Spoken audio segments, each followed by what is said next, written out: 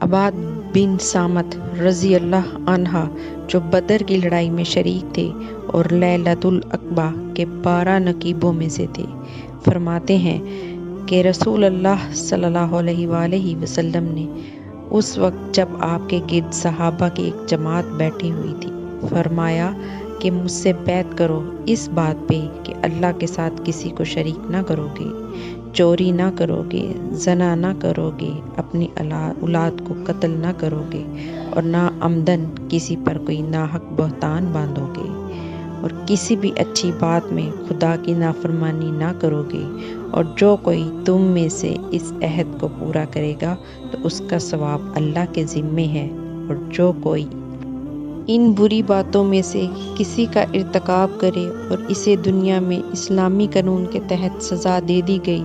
تو یہ سزا اس کے گناہوں کے لیے بدلہ ہو جائے گی، اور جو کوئی ان میں سے کسی بات میں مبتلا ہو گیا اور اللہ نے اس کے گناہ کو چھپا لیا تو پھر اس کا معاملہ اللہ کے حوالے ہے، اگر چاہے معاف کرے اور اگر چاہے سزا دے دے۔ عبادہ کہتے ہیں کہ پھر ہم سب نے ان سب باتوں پر آپ صلی اللہ علیہ وآلہ وسلم سے بیعت کر لی۔